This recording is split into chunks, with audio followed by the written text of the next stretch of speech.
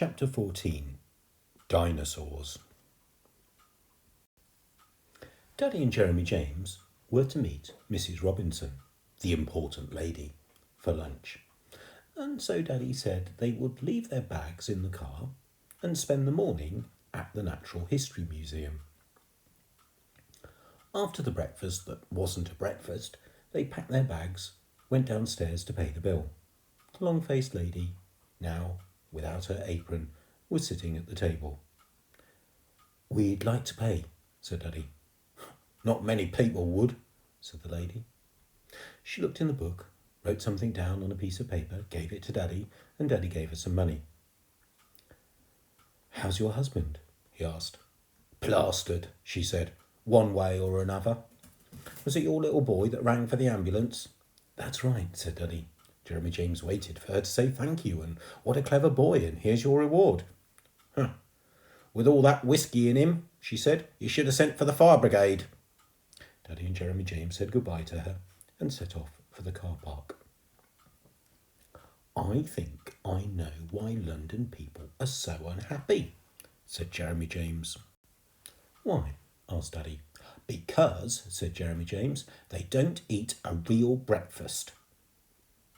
When they left their cases in the car, which they found with no trouble at all, they went on the Underground again, and from the Underground station walked to the Natural History Museum.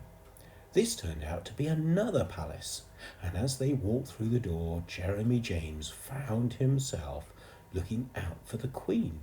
But what he actually saw was 100 times more eye-wide opening than even the Queen.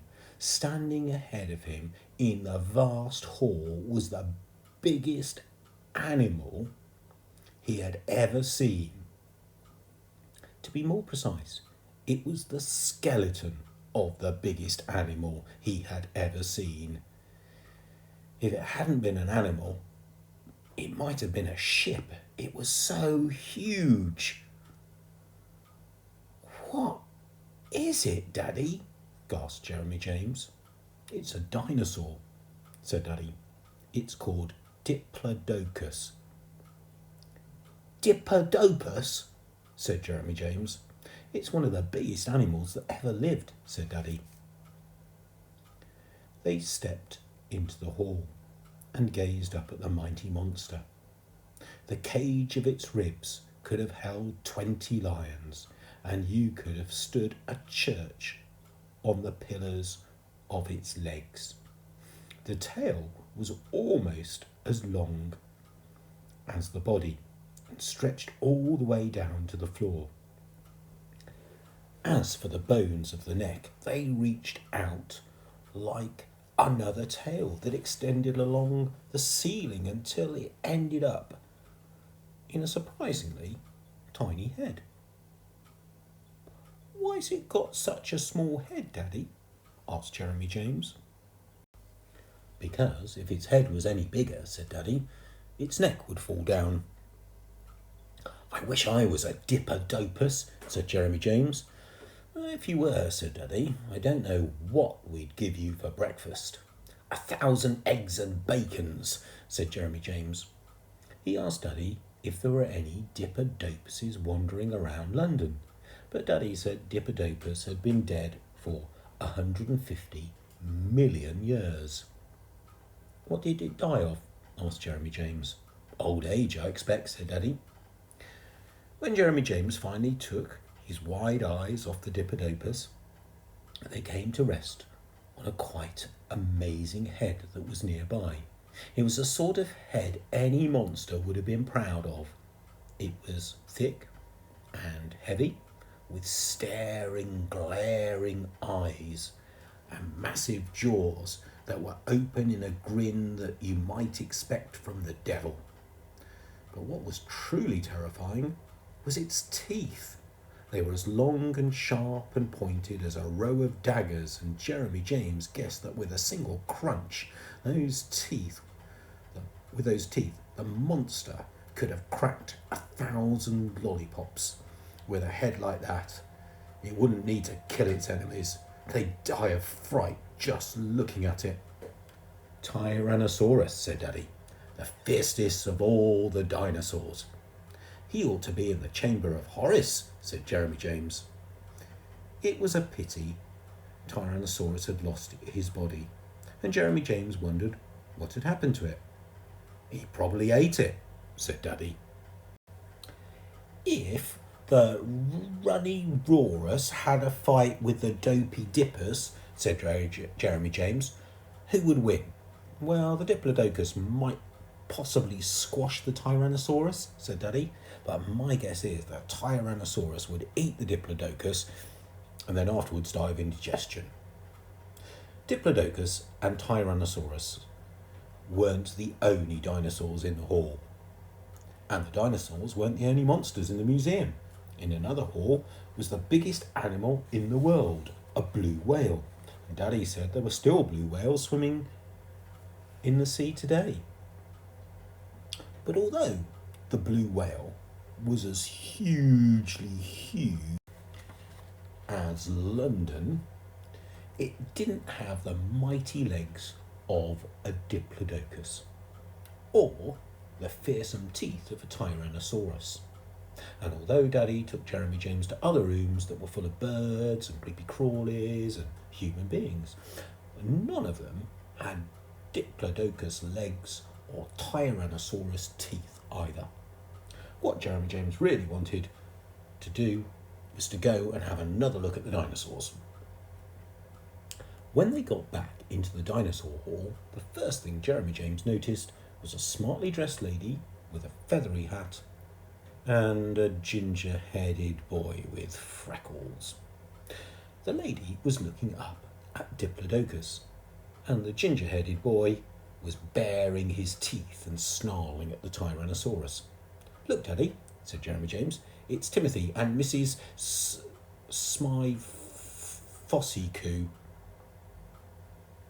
The Smythe Fortescues lived next door.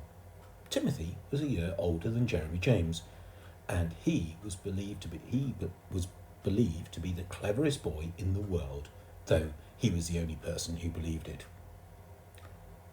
"Hello, Mrs. Smythe Fortescue." "Hello, Timothy," said Daddy. "Fancy meeting you here." "Oh, what a coincidence," said Mrs. Smythe Fortescue. "We've just dropped Mr. Smythe Fortescue at the airport. One of his business trips, you know. And I thought I'd bring dear Timothy here. He does so love the animals." While Mrs. Smythe Fortescue talked and Daddy listened, Jeremy James and Timothy wandered round the Diplodocus. "I bet you don't know what it's called," said Timothy.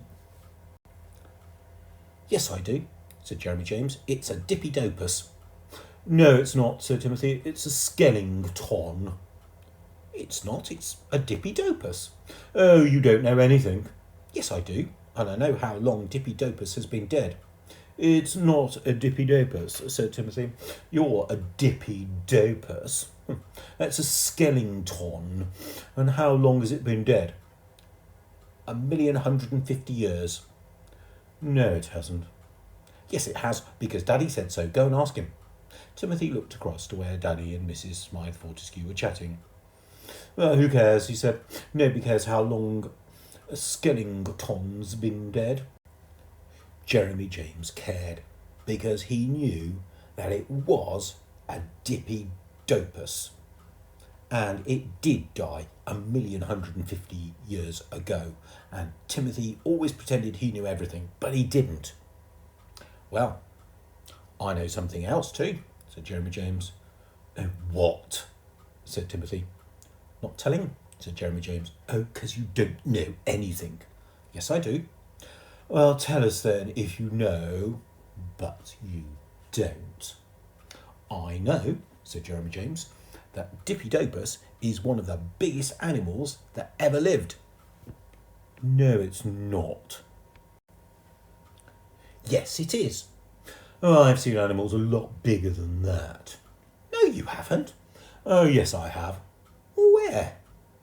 Again, Timothy looked across at Daddy and Mrs. Smythe Fortescue. Then he lowered his voice to make sure that they couldn't hear.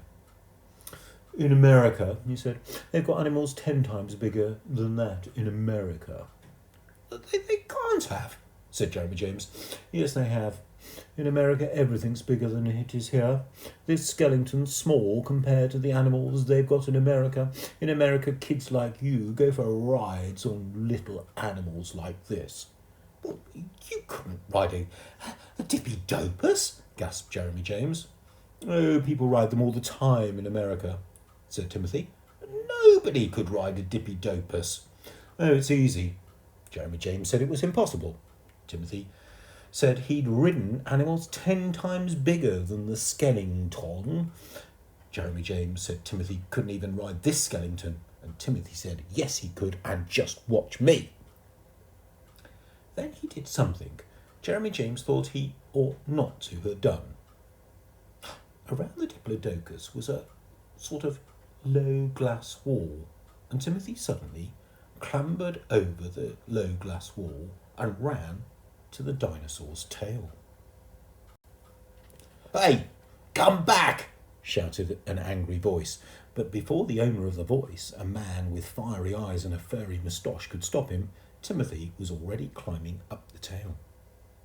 The furry man leapt over the low glass wall and shouted, "Get off there right now!" But Timothy was out of reach and simply went on climbing. "Oh dear," said Mrs. Smythe Fortescue. It's my Timothy." "Oh dear," said Daddy. "So it is." Now everyone was looking at the ginger-headed boy making his way on all fours up the Diplodocus's tail. And as Timothy reached the top of the tail, he suddenly looked down and saw everybody looking up. "What's he doing up there?" asked Daddy, who had come round to stand with Jeremy James. "He said he could ride Dippy-Dopus," replied Jeremy James, "and I said he couldn't." "Looks as if you're right." "You were right," said Daddy. Timothy was now holding on to the bones round about where the dinosaur's bottom would have been if he had had one. And Timothy's freckled face had turned rather white. "Who does that child belong to?" shouted the furry man. Oh dear, he's mine," said Mrs. Smythe Fortescue. "Then tell him to come down." Timothy, darling," called Mrs. Smythe Fortescue. "Come down now, please. There's a good boy."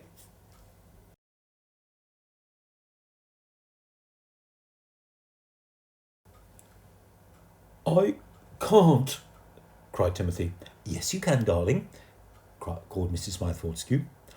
"I'm stuck," cried Timothy, and even from down below Jeremy James could see the freckled face beginning to crumple. "You'll be in trouble for this," roared the furry man in a sort of voice you might expect from a Tyrannosaurus. "Help!" howled Timothy, though it wasn't clear whether he needed help because he couldn't get down or help because he was going to be in trouble. At this moment, anyway, help arrived, in the shape of 2 uniformed men carrying a ladder. "Stay where you are, son," called one of the men. Timothy was in no state to do anything else. The men placed the ladder against the leg of the Diplodocus nearest to where Timothy was holding on, and then while one of them kept the ladder steady, the other climbed up. There was a great cheer as he caught hold of Timothy, draped him over his shoulder, and climbed down again. Timothy had closed his eyes very tight as the man had carried him down, and when they reached the floor, he opened them again and looked straight at Jeremy James. "I told you couldn't ride him," said Jeremy James. Mrs. Smythe Fortescue took Timothy from the arms of the man who had rescued him. There, darling," she said. "Are you all right?" "The question, madam," said the Tyrannosaurus man, "is whether the dinosaur is all right. If not, it's gonna cost you a packet. Now, if you and your little darling would just follow me." Oh dear," said Miss Smythe Fortescue. I am sure Timothy didn't mean any harm." She nodded goodbye to Daddy and Jeremy James, and Timothy lifted his head long enough to poke out his tongue at Jeremy James.